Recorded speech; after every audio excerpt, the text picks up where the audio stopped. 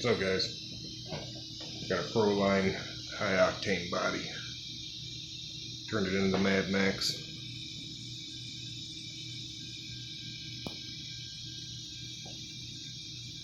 It turned out sweet.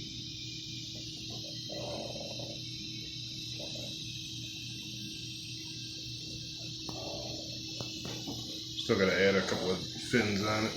One on the roof and one on the rear deck.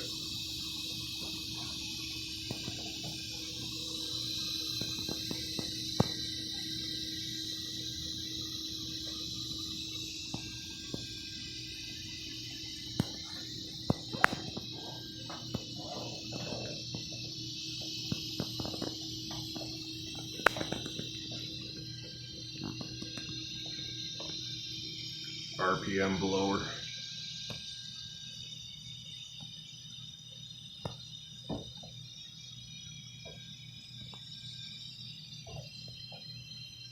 Yeah, I think it looks sick, man.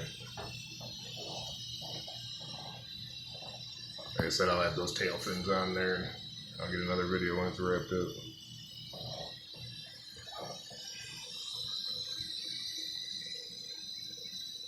All right.